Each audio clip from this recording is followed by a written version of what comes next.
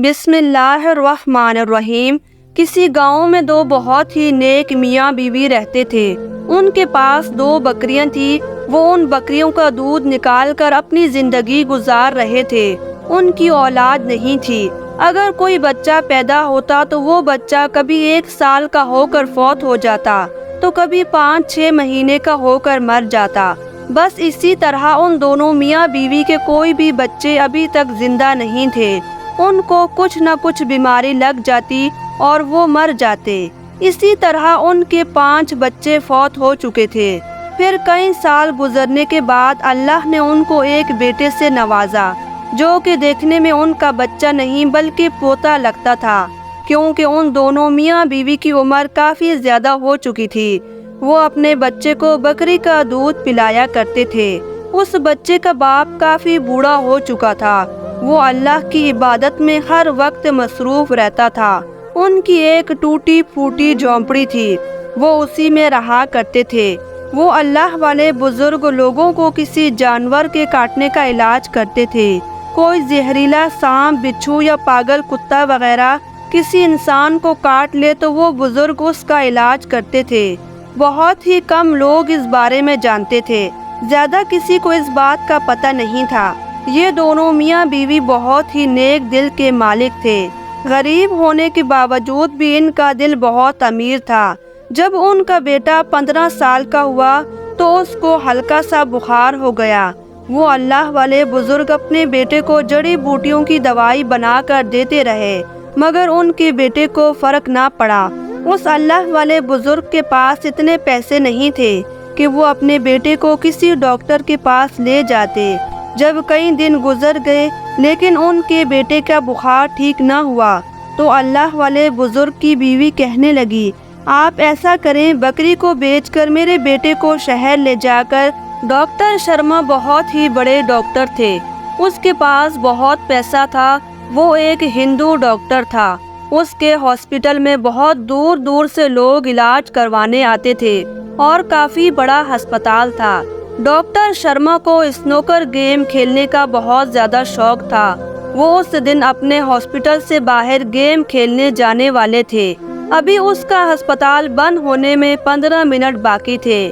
Doctor Sharma ہسپتال سے باہر سڑک پر آئے تو اتنے میں ایک بیل گاڑی کے اوپر ایک مریض لیٹا ہوا تھا، جس کو ایک بزرگ لے کر آئے۔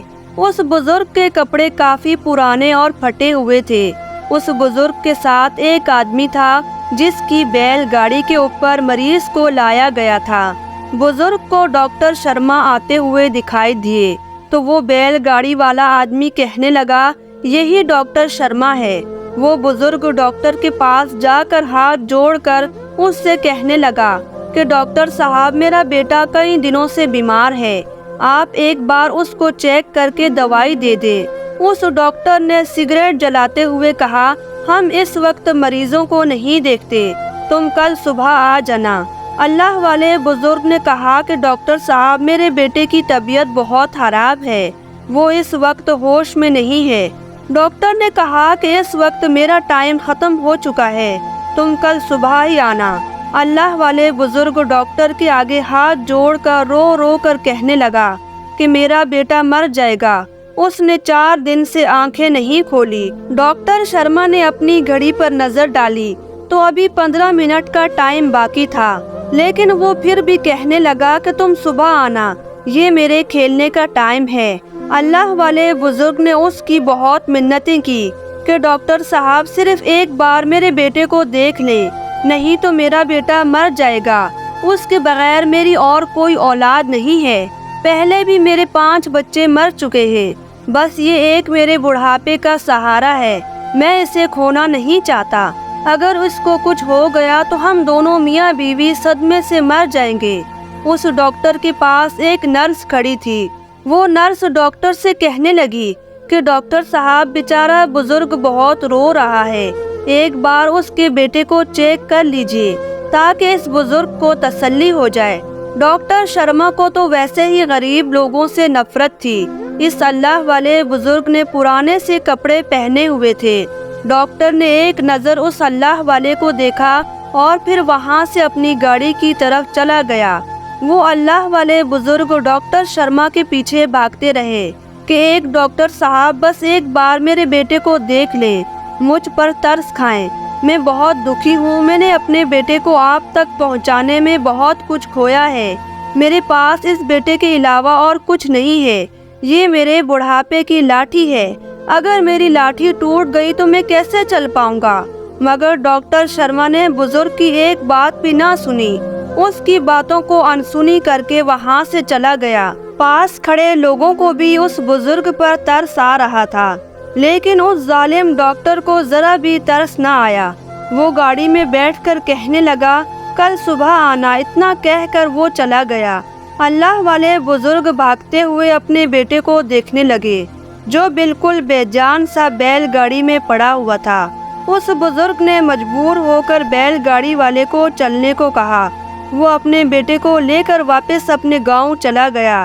اللہ والے بزرگ ہر جگہ سے مایوس ہو کر ڈاکٹر شرما کے پاس آئے تھے، مگر ڈاکٹر شرما نے اس کی طرف دیکھنا بھی گوارا نہ سمجھا۔ پھر وہ اپنے بیٹے کو لے کر اسی طرح گھر آ گئے۔ اس کی بیوی بیٹے کو دیکھ کر کہنے لگی کہ آپ نے میرے بیٹے کو ڈاکٹر شرما کو دکھایا ہے؟ تو اللہ والے بزرگ نے روتے ہوئے ساری بات اپنی بیوی کو بتا دی۔ پھر اسی رات ان کا بیٹا اس دنیا سے رخصت ہو گیا۔ اس بزرگ نے اپنے بیٹے کے علاج کے لیے بکریاں بھی بیچ دی تھی تاکہ ان کے بیٹے کی جان بچ سکے۔ ان دونوں میاں بیوی کا بس یہی ایک سہارا تھا۔ اب ان دونوں میاں بیوی کی زندگی میں کوئی بھی اور امید کی کرن نہیں تھی۔ اب تو وہ صرف اپنی موت کا انتظار کر رہے تھے۔ پھر ایسے ہی ان میاں بیوی کی زندگی گزرنے لگی۔ ان دونوں میاں بیوی کو بیٹے کے غم نے بہت ستایا ہوا تھا۔ اب تو وہ دونوں اپنی جھونپڑی سے باہر بہت ہی کم نکلا کرتے تھے۔ ڈاکٹر شرما کے پاس دولت کی کوئی کمی نہیں تھی۔ وہ اپنا ٹائم ختم ہونے کے بعد کسی مریض کو چیک نہیں کرتا تھا۔ وہ بہت ہی مغرور انسان تھا۔ اس کے صرف 2 ہی بچے تھے، ایک بیٹی اور ایک بیٹا تھا۔ بیٹی کی شادی ہو چکی تھی اور بیٹا ابھی اپنی پڑھائی مکمل کر رہا تھا۔ اس کے بیٹے کا نام راجو شرما تھا۔ ڈاکٹر کا بیٹا اس کی آنکھوں کا تارا تھا۔ اس کا شوق اپنے باپ سے کافی زیادہ الگ تھا۔ اس کو سانپ پالنے کا بہت شوق تھا۔ وہ روز اپنے پالے ہوئے سانپوں کو دودھ پلاتا اور ان کو طرح طرح کی چیزیں کھلایا کرتا تھا۔ اس کے پاس چھوٹے بڑے بہت سارے سانپ جمع تھے۔ اس کے دوست بھی راجو کا مذاق اڑاتے تھے کہ باپ ڈاکٹر ہے اور بیٹا سانپوں کا رکھوالا ہے۔ اس کے کالج میں اگر کوئی شو وغیرہ ہوتا تو وہ اپنے سانپوں کو وہاں لے جا کر اور ان کو نچاتا تھا۔ بڑے بڑے سپیرے بھی راجو کے فین بن چکے تھے۔ ڈاکٹر شرما کا بیٹا آج 20 سال کا ہو چکا تھا۔ اس کے باپ نے اپنے گھر میں ایک بہت بڑی پارٹی رکھی تھی۔ راجو کے کالج کے دوست بھی آئے ہوئے تھے۔ سب نے کھانا کھایا۔ پھر اس کے بعد ان میں سے ایک راجو کے دوست نے کہا کہ آج تم اپنے سانپوں کا ناچ تو دکھاؤ۔ راجو کہنے لگا کہ نہیں، شام کا وقت ہے، میرے سانپوں کو برا لگے گا، اس لیے آج نہیں، تم سب دوست کل آنا، میں تمہیں ضرور دکھاؤں گا۔ ویسے بھی آج بہت سارے مہمان آئے ہوئے ہیں۔ پھر ایک دوسرے دوست نے کہا کہ راجو تم کیوں بات کو ٹال رہے ہو؟ آج تمہاری خوشی کا دن ہے، تم آج ہی ہمیں دکھا دو۔ دیکھو تو صحیح، سب دوست کتنے پیار سے تمہیں بول رہے ہیں۔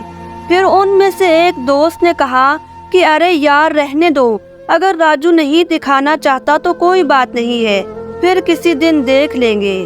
یہ بات سن کر راجو کو لگا کہ میرے دوستوں کو بہت برا لگ رہا ہے۔ پھر وہ تیش میں آ کر اٹھا اور جس کمرے میں اس نے اپنے سانپوں کو پار رکھا تھا، اپنے دوستوں کو وہاں پر لے جا کر ایک ڈبہ کھول کر سانپ دکھانے لگا۔ وہ اپنے ایک ایک سانپ کو جو کچھ بھی کہتا وہ سب کرتے اور اس کی ساری باتیں سنتے۔ سارے دوست یہ دیکھ کر بہت حیران تھے کہ یہ کیڑے کیسے راجو کی ہر بات کو سمجھ لیتے ہیں۔ پھر راجو نے کسی سانپ کو اپنی گردن میں ڈالا اور کسی کو ہاتھ میں اٹھا لیا اور کسی سانپ کو وہ اپنے بازو سے لپیٹنے لگا۔ کچھ ڈبے اسی طرح کھلے پڑے تھے جس کے اندر سے سانپ باہر نکل کر راجو کی ٹانگوں سے لپٹنے لگے۔ ایک دوست نے کہا کہ راجو تم ان سانپوں کو اپنی گردن پر مت ڈالو، ہم بس ایسے ہی دیکھ لیں گے۔ ایک دوست یہ دیکھ کر ڈر رہا تھا کہ کہیں یہ سانپ راجو کو ڈس نہ لے۔ اب وہ دوست پچھتا رہا تھا کہ ہم نے راجو کو سانپ دکھانے کو کیوں بولا، مگر اب راجو طیش میں آ گیا تھا، وہ کسی کی کوئی بات نہیں سن رہا تھا۔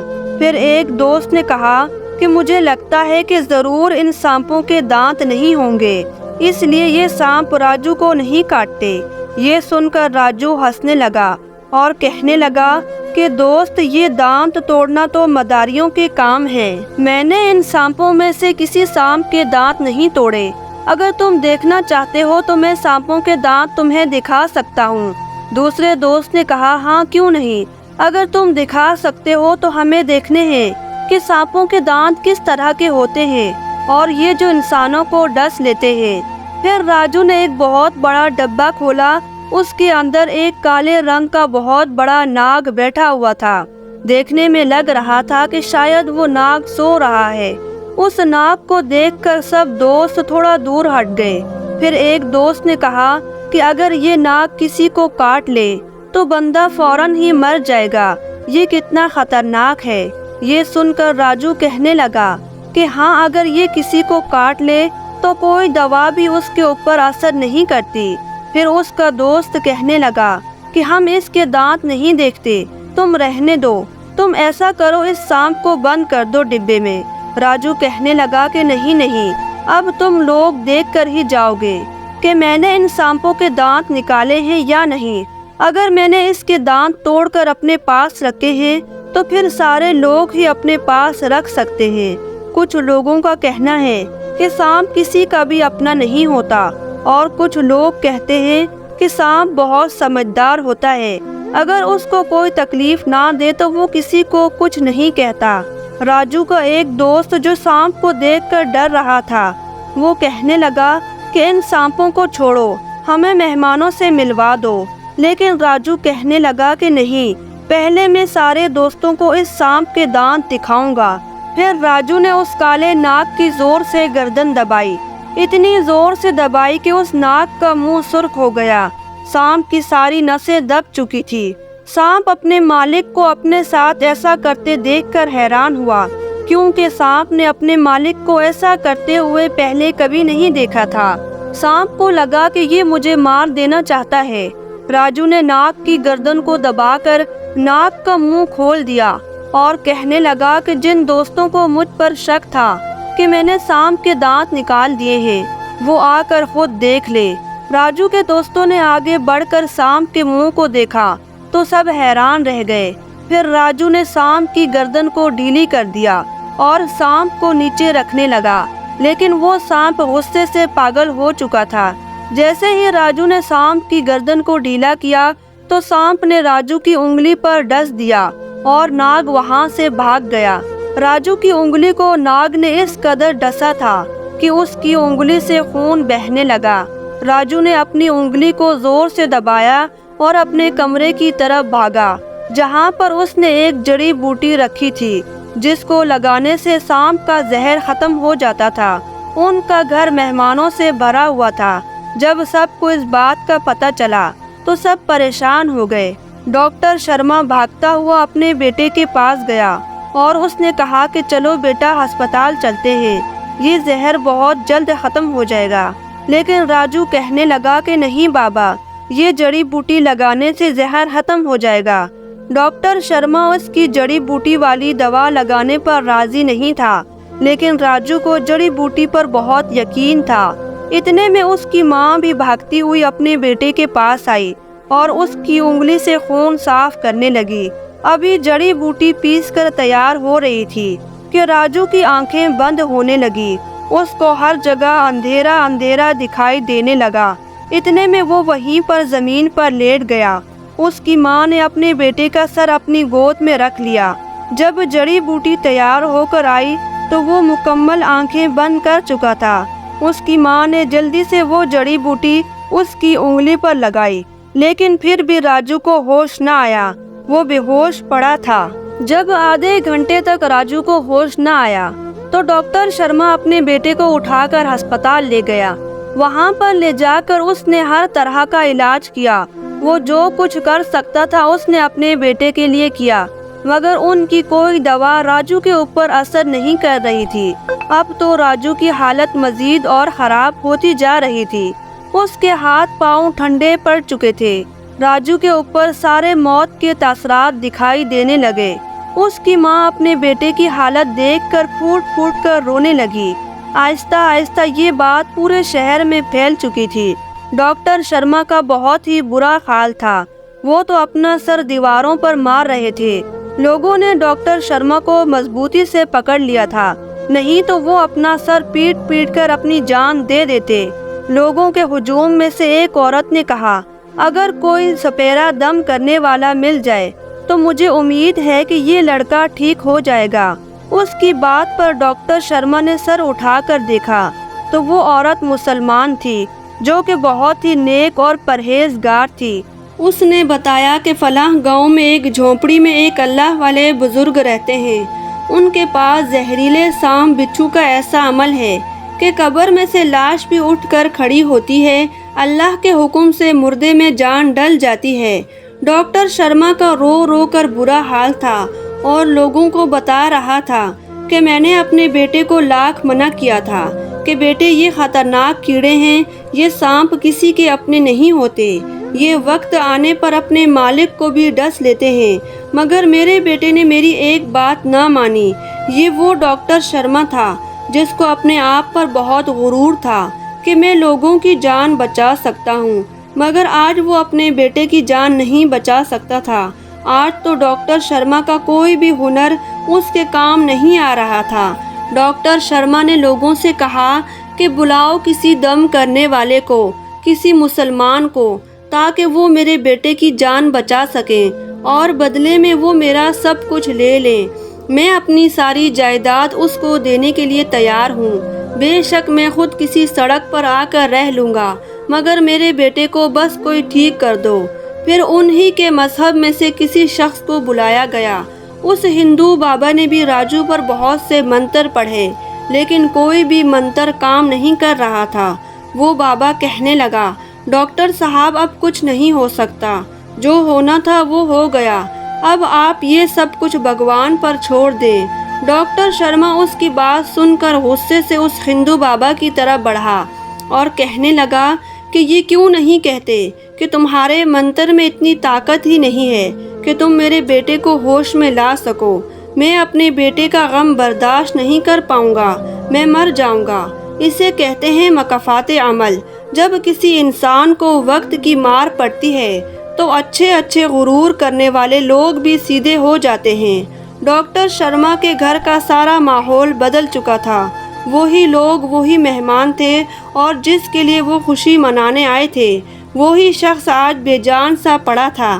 پہلے اس لڑکے کے لیے خوشی منائی جا رہی تھی اور اب اس کا سوگ منانے کے لیے بیٹھے تھے۔ ہر طرف یہ خبر بجلی کی طرح پھیل گئی تھی۔ پھر وہی اللہ والے اپنی ٹوٹی پھوٹی جھونپڑی میں بیٹھے اللہ کی عبادت کر رہے تھے۔ اس کی بیوی لکڑیاں جلا کر سوکھی روٹی بنا رہی تھی۔ وہ بڑھیا ایک روٹی بنا کر آدھی خود کھاتی اور آدھی اپنے شوہر کو دیتی، اور روٹی کو دونوں پانی کے ساتھ کھا لیتے ہیں۔ نہ تو ان کی جھونپڑی میں کوئی چارپائی تھی اور نہ ہی کوئی بچھونا، بس ایک پرانی سی چادر تھی جس سے وہ دونوں ہی گزارا کر رہے تھے۔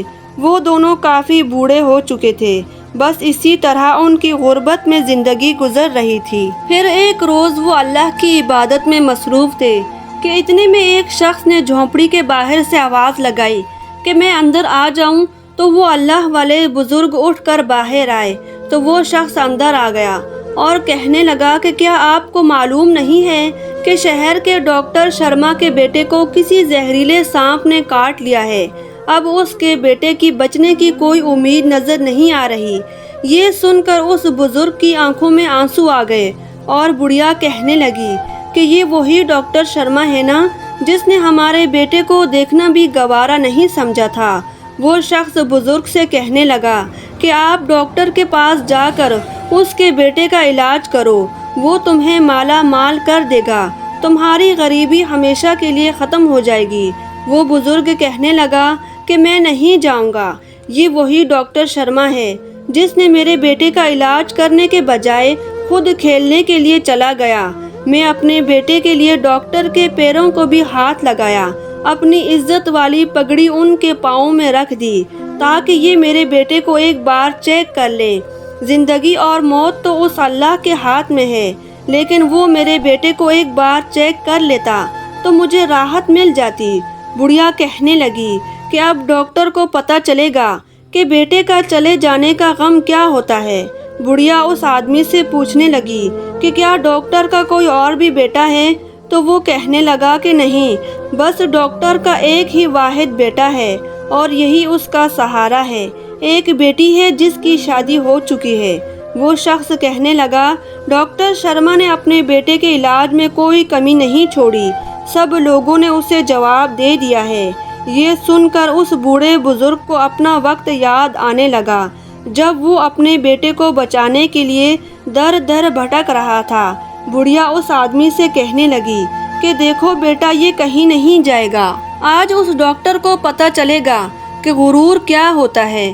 تم جا کر ڈاکٹر شرما سے کہہ دو کہ وہ بزرگ کہہ رہے ہیں کہ میرے پاس وقت نہیں ہے، میں کل صبح ان کے بیٹے کا علاج کروں گا۔ وہ بڑھیا کہنے لگی کہ یہ خبر سن کر تو میرا کلیجہ ٹھنڈا ہو گیا ہے، آج مجھے بہت سکون کی نیند آئے گی۔ پھر وہ آدمی وہاں سے چلا گیا۔ اب اللہ والے بزرگ خاموشی سے ادھر ادھر ٹہلنے لگے اور پھر جا کر جھونپڑی کے دروازے میں کھڑے ہو گئے۔ اس کی بوڑھی بیوی اس کے پاس آئی اور کہنے لگی کہ اندر آ جائیں، مجھے پتا ہے کہ آپ کو بھی اپنے بیٹے کا دکھ یاد آ رہا ہے۔ ہمیں تو اللہ کی رضا میں راضی ہونا چاہیے، ہمارے پاس تو کوئی اولاد نہیں ہے۔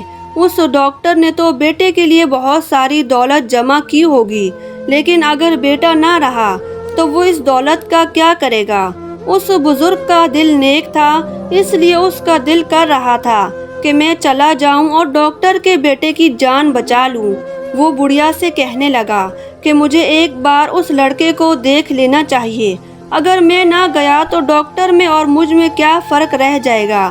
بڑھیا کہنے لگی کہ رہنے دیں، اگر آپ کو ڈاکٹر شرما خود بھی آ کر لے جائیں تو تب بھی آپ نہیں جائیے گا، میں آپ کو نہیں جانے دوں گی۔ میں اس وقت کو نہیں بھولی، بار بار میری آنکھوں کے سامنے میرے بیٹے کا چہرہ آتا ہے۔ اس ظالم نے میرے بیٹے کو ایک نظر بھی نہیں دیکھا تھا، اس کو مریض سے زیادہ اپنا کھیل پیارا تھا۔ یہ کہہ کر بڑھیا سونے کے لیے لیٹ گئی۔ وہ بزرگ بھی لیٹ گئے، لیکن ان کو نیند نہیں آ رہی تھی۔ ان کا دماغ ڈاکٹر کے بیٹے کی طرف تھا، کیونکہ اس سے پہلے کبھی ایسا نہیں ہوا تھا کہ بزرگ کو کوئی علاج کے لیے بلائے اور وہ نہ گئے ہوں، چاہے رات ہو آندھی ہو، لیکن وہ پھر بھی علاج کرنے ہر حال میں پہنچ جاتے تھے۔ لیکن آج اس کے قدم لڑکھڑا رہے تھے۔ جیسے ہی بڑھیا کی آنکھ لگ جاتی ہے، بزرگ وہاں سے اٹھتے ہیں اور جھونپڑی سے باہر نکل آتے ہیں۔ اب بزرگ اپنے آپ کو کوسنے لگے کہ اگر میں نے ڈاکٹر شرما کے بیٹے کی جان نہ بچائی تو میری ساری عبادتیں ضائع ہو جائیں گی، اس میں اور مجھ میں کیا فرق رہ جائے گا؟ اس بیچارے لڑکے کا کیا قصور ہے؟ میں نے اپنے آپ کو شہر جانے سے کیوں روکا ہوا ہے؟ یہ سوچ کر بزرگ وہاں سے چل پڑے۔ آدھی رات کا وقت تھا، چاند کی تھوڑی تھوڑی روشنی تھی، اس لیے راستہ صاف دکھائی دے رہا تھا۔ وہ بزرگ چلتے چلتے آدھا راستہ طے کر چکے تھے اور اپنے آپ کو کوستے چلے جا رہے تھے کہ میں نے اتنی دیر کر دی ہے ڈاکٹر شرما کے بیٹے کو بچانے میں، مجھے اس وقت ہی چلے جانا چاہیے تھا۔ اگر اس کو کچھ ہو گیا تو میں اپنے آپ کو کبھی معاف نہیں کر پاؤں گا۔ اگر اس نے میرے ساتھ اچھا سلوک نہیں کیا تو میں بھی ان کے ساتھ برا کر رہا ہوں۔ دنیا میں ہزاروں انسان مرتے ہیں، ہزاروں انسان جیتے ہیں۔ اگر کوئی آپ کے سامنے مر رہا ہو تو آپ اس کی جان نہ بچانے کی کوشش کریں تو آپ اس کی موت کے ذمہ دار ہو سکتے ہیں۔ قیامت کے دن ہمیں اس کا بھی حساب دینا ہوگا۔ اب وہ بزرگ یہی سوچ سوچ کر وہاں پہنچ چکے تھے۔ جب وہ بزرگ ڈاکٹر شرما کے دروازے پر آئے تو ان کے گھر میں اتنی رات ہونے کے باوجود بھی بہت سارے لوگ جمع تھے۔ ڈاکٹر شرما بھی نڈھال ہو کر دروازے میں بیٹھا ہوا تھا۔ ان کی بیوی اپنے بیٹے کو دیکھ دیکھ کر رو رہی تھی۔ ڈاکٹر شرما کو بیٹے کے بچنے کی کوئی امید نظر نہیں آ رہی تھی۔ وہ بزرگ سوچ رہے تھے کہ شاید میں نے آنے میں دیر کر دی ہے۔ وہ بزرگ اپنی زندگی میں اتنی دور تیز چل کر کبھی نہیں آئے تھے۔ کچھ لوگ اپنے گھر واپس جا رہے تھے۔ اس کی ماں رو رو کر تھک گئی تھی۔ راجو کی سانسیں ابھی چل رہی تھیں مگر اس کو کوئی ہوش نہیں تھا۔ اس کی سانسیں آخری اسٹیج پر تھی۔ آخر اس بزرگ نے آگے بڑھ کر دروازے کو لاٹھی سے بجایا تو ڈاکٹر شرما نے نگاہ اٹھا کر دروازے پر ڈالی تو دیکھا کہ ایک بزرگ دروازے پر کھڑے ہیں۔ کمر جھکی ہوئی ہے اور چلنے کی وجہ سے سانس پھولی ہوئی تھی۔ ڈاکٹر بزرگ کو دیکھ کر سمجھنے لگے کہ شاید یہ اپنے لیے کوئی دوائی لینے آئے ہیں۔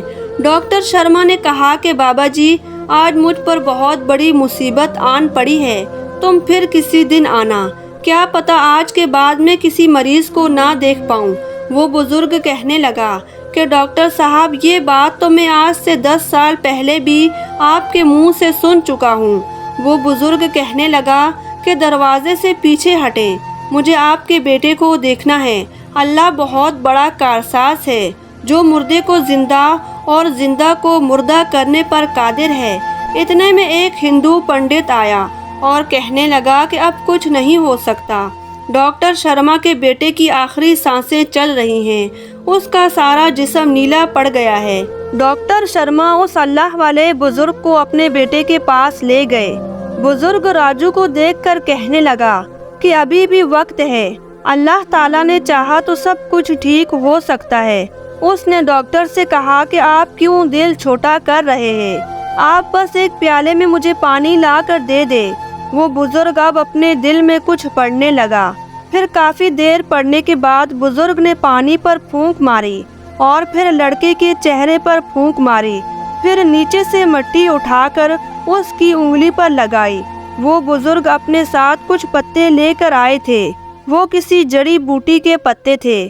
بزرگ نے ان پتوں کو پانی کے اندر ڈال کر کہا، ان پتوں کو اسی پانی کے ساتھ پیس کر جلدی سے لا دے۔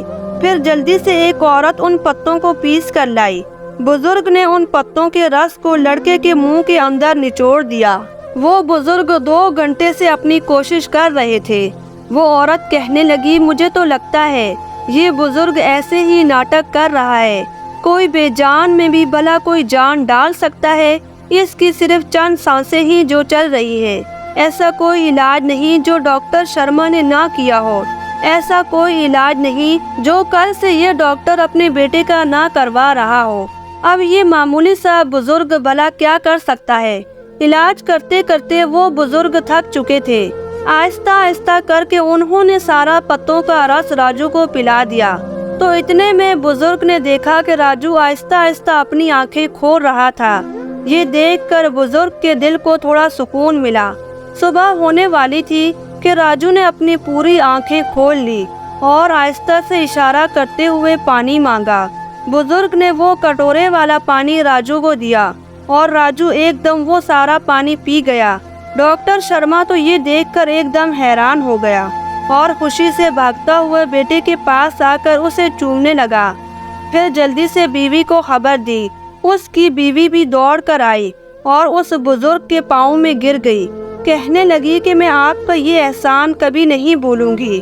سارے لوگ راجو کے گرد جمع ہو چکے تھے اور اس کا حال پوچھنے لگے۔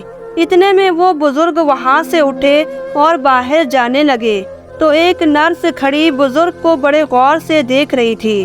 شاید وہ یاد کر رہی تھی کہ میں نے ان بزرگ کو کہیں دیکھا تھا۔ وہ بزرگ وہاں سے اپنے گاؤں کی طرف چل پڑے۔ ڈاکٹر شرما نے دیکھا تو وہ بزرگ وہاں پر نہیں تھے۔ وہ لوگوں سے کہنے لگا کہ وہ بزرگ کہاں چلا گیا ہے، میں اسے انعام دینا چاہتا ہوں۔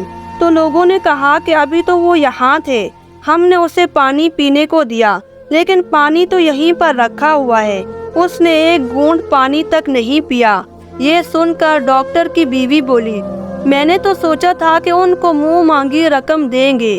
ڈاکٹر شرما نے اپنے ملازموں سے کہا کہ اس بزرگ کو تلاش کیا جائے۔ ڈاکٹر شرما کے ملازموں نے اس بزرگ کو تلاش کرتے کرتے آخر کار اس گاؤں میں جا پہنچے۔ اب ان کا راجو بیٹا بالکل ٹھیک ہو گیا تھا۔ पास खड़ी नर्स डॉक्टर से कहने लगी, क्या आपको मालूम है कि वो बुजुर्ग कौन था? डॉक्टर शर्मा ने कहा कि नहीं, मुझे नहीं पता कि वो बुजुर्ग कौन था। नर्स कहने लगी कि आज से कुछ साल पहले ये बुजुर्ग एक मरीज को लेकर आपके पास आए थे। उस मरीज की बहुत ज़्यादा हालत खराब थी। आपने उस मरीज को देखने से इनकार कर दिया था। उस बुजुर्ग ने आपकी काफ़ी मिन्नतें की थी, आपके पाँव में गिरकर भीख मांग रहा था, यहाँ तक कि अपनी इज्जत वाली पगड़ी आपके पाँव में रख दी थी। शायद उस बुजुर्ग का वो मरीज कोई ख़ास था, इसलिए वो बुजुर्ग आपके चले जाने के बाद वहीं पर बैठकर रो रहा था। ये सुनकर डॉक्टर शर्मा की आंखों में आंसू आ गए और कहने लगे, मुझे सब याद आ गया है। मैं जानता हूँ कि वो बुजुर्ग मुझसे कुछ नहीं लेगा, मगर मुझे उसके पास एक बार जाना है। आज मेरा बेटा मेरी आंखों के सामने सिर्फ उस बुजुर्ग की वजह से जिंदा है। शायद वो मरीज भी उस बुजुर्ग का बेटा था। फिर डॉक्टर शर्मा उस बुजुर्ग की झोंपड़ी में गए। वो बुजुर्ग अल्लाह की इबादत में मसरूफ़ थे। वो बुढ़िया लकड़ियों से आग जला रही थी। डॉक्टर शर्मा यूं ही कुछ देर झोंपड़ी में खड़ा रहा। जब अल्लाह वाले बुजुर्ग इबादत से फारिग हुए तो डॉक्टर शर्मा बुजुर्ग के कदमों में गिरकर माफ़ी मांगने लगा कि ए अल्लाह के नेक बुजुर्ग, मुझे माफ़ कर दे। मुझे पता है कि मैंने आपके साथ बहुत बुरा सलूक किया है। मुझे अपने किए पर बहुत पछतावा है। खुदा के लिए मुझे माफ़ कर दे। जिस अल्लाह की आप इबादत कर रहे हैं उस अल्लाह का आपको वास्ता है। असल में मुझे उस वक्त गरीबों से बहुत नफरत थी। जब मैंने आपको देखा तो मैं समझ चुका था कि आप गरीब मुसलमान हैं, इसलिए मैंने आपके बेटे का इलाज नहीं किया। आपको उस खुदा का वास्ता है, आप मुझे माफ़ कर दे। आप तो वाकई ही अल्लाह के नेक बंदों में से हैं। आप मुसलमान लोग तो सच में बहुत ही नेक होते हैं, जो मेरे बुरे सलूक को भूलकर मेरे बेटे की जान बचाने के लिए रातों रात चले आए। अगर आपकी जगह कोई और होता तो उस दिन के वाक़े को याद करके मेरे बेटे को मरने के लिए छोड़ देता। मैंने आज आपसे बहुत कुछ सीखा है। डॉक्टर शर्मा ने उस अल्लाह वाले बुजुर्ग से कहा कि मैं भी मुसलमान होना चाहता हूँ और सिर्फ अल्लाह पर ईमान लाना चाहता हूँ। आज आपने मुझे सिखा दिया है कि किसी की जान बचाना सबसे बड़ी नेकी का काम है। इंसान को कभी भी इतना मगरूर नहीं होना चाहिए, क्योंकि कब किसी का वक्त बदल जाए ये तो अल्लाह ही जानता है। उस बुजुर्ग ने डॉक्टर से कहा कि अगर माफ़ी मांगनी है तो उस अल्लाह से मांगो जिसने हम सबको पैदा किया है। फिर उस बुजुर्ग ने डॉक्टर को अपने कदमों से उठाया और कहा कि मैंने तो आपको उसी वक्त माफ़ कर दिया था जब मैं अपने बेटे को मिट्टी के अंदर दफन करके आया था। माफ़ करने वाली ज़ात तो सिर्फ अल्लाह की है। फिर डॉक्टर शर्मा को बुजुर्ग ने कलमा शहादत पढ़ाया और वो मुसलमान हो गया। अब वो एक नेक दिल डॉक्टर बन चुका था।